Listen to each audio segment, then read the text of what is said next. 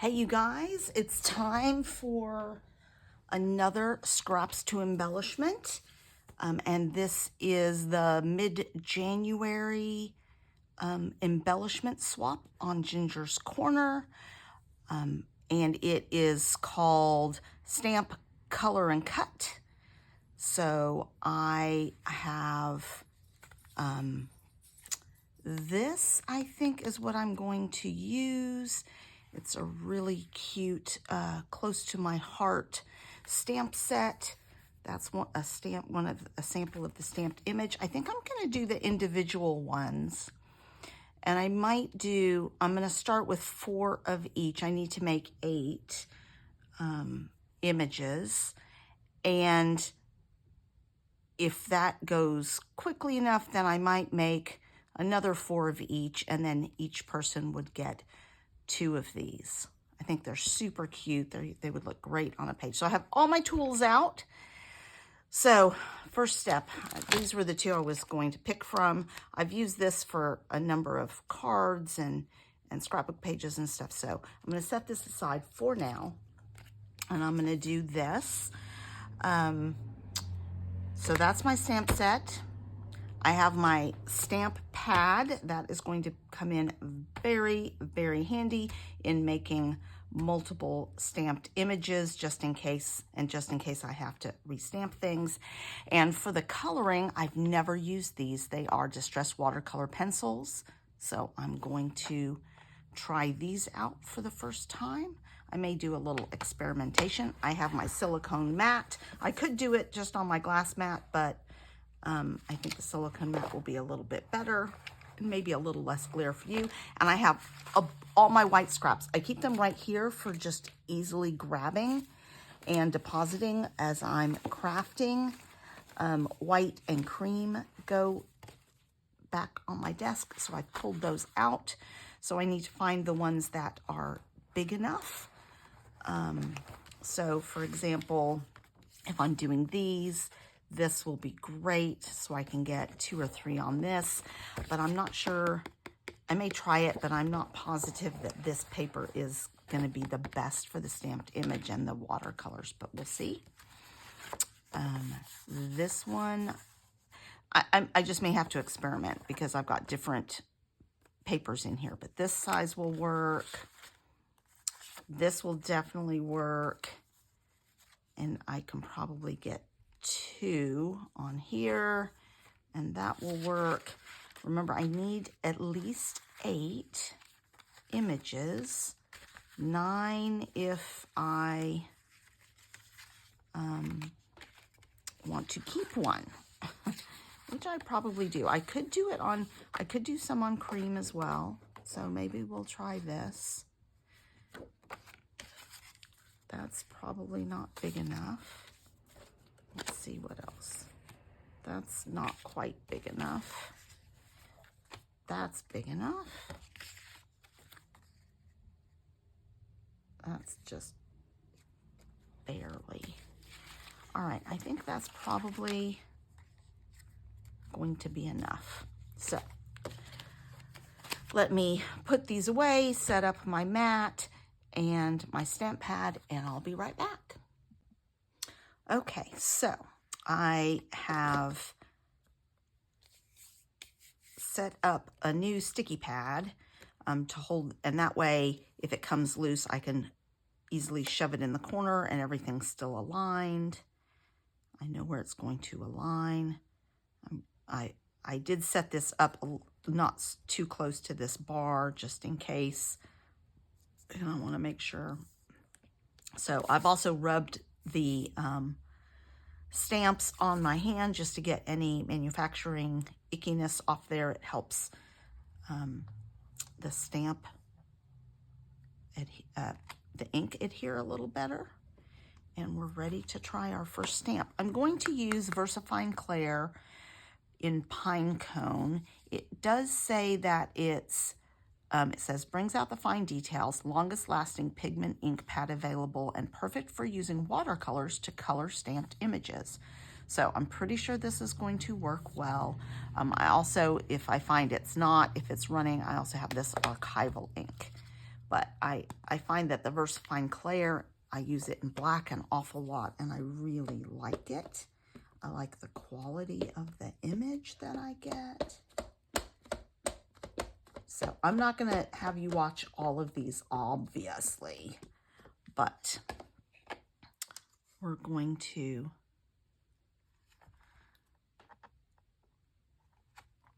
do a couple together. Now see, that one's not. So when that happens, I'm just going to use my impressible that I got from May Made It. That's a pretty good image. I don't know if I need to stamp it again. I think I'm going to leave it like that because it's a nice crisp image. What I am going to do though is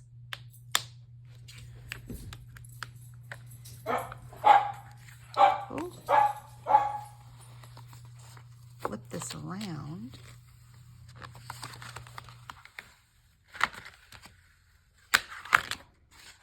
It's a very sticky pad at the moment.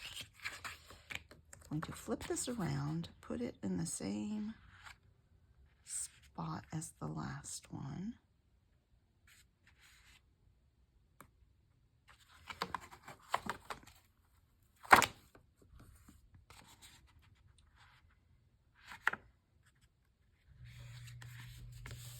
And that should be plenty of space for me to get another stamped image.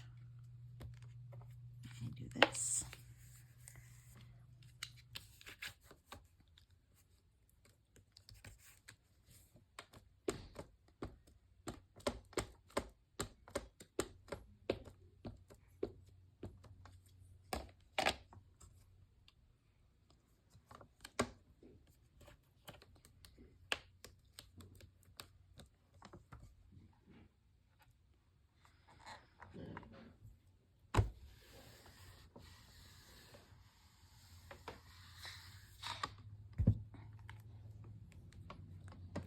Perfect.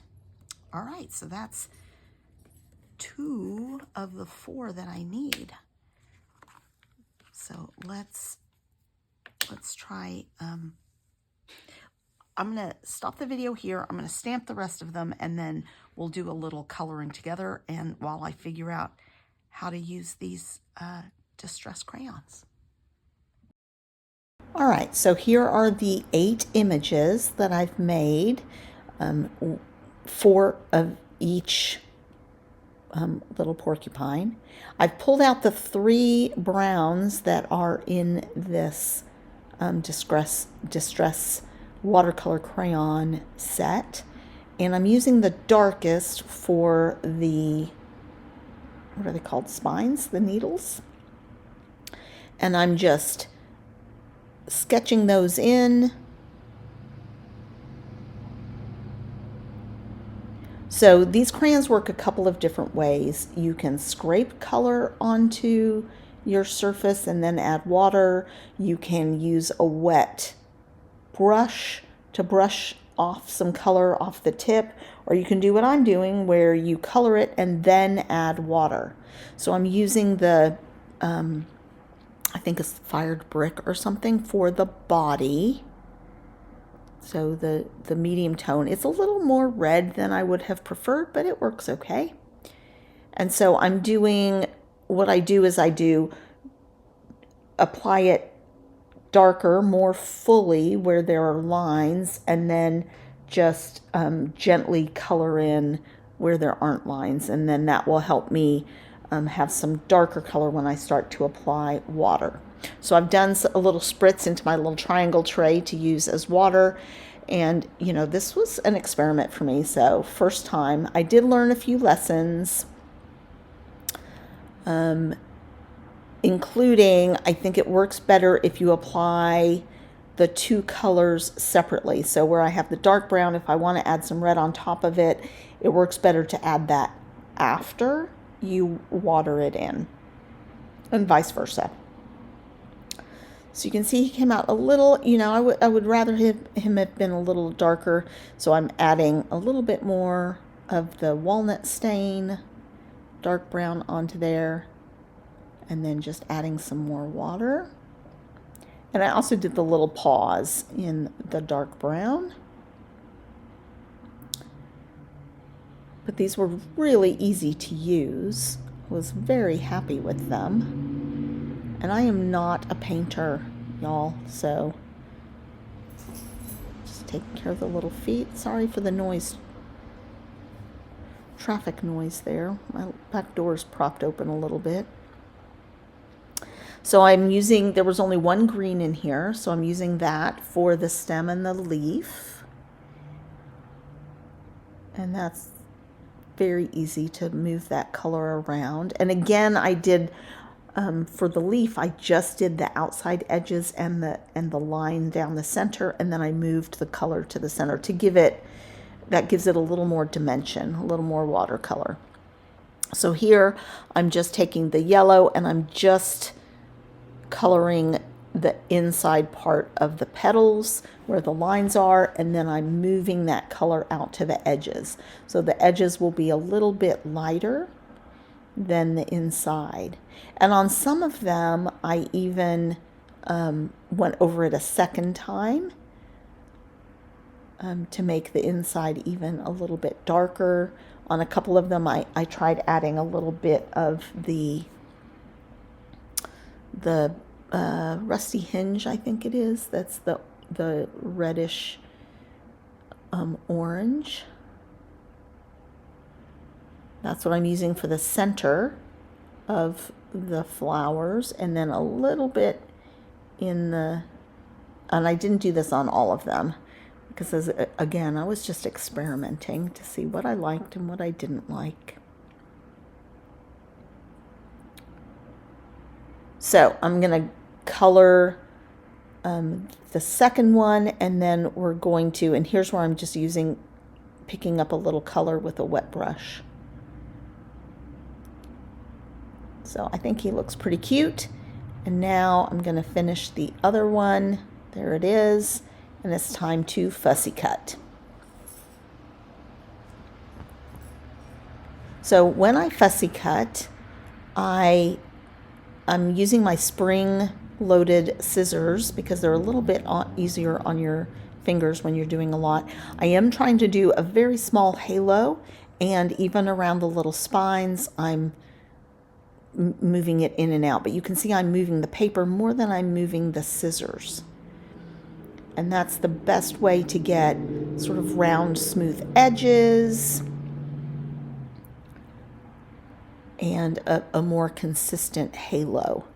And if you notice, I'm holding the scissors at an angle to me so that I can see the paper line that I'm cutting.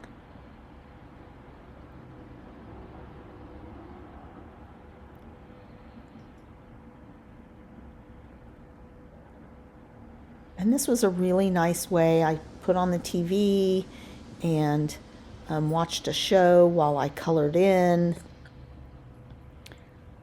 and did the fussy cutting after these first few.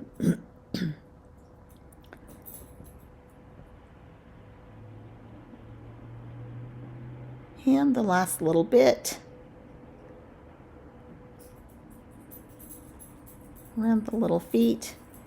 And we'll do the second one.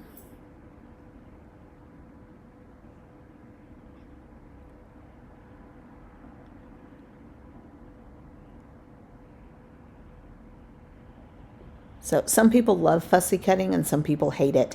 These stamps probably came with a matching die set. I just didn't buy it. A lot of the Close to My Heart stamps came with dies, and I think that with Stampin' Up, a lot of them come with dies as well. So that's handy if you like stamps but don't like fussy cutting. And I think if you do May Made It stamps, then those a lot of times come with SVG files for cutting out the images that you can use. I haven't quite figured out how to do that on my Cricut yet, but that's a good way to handle it too.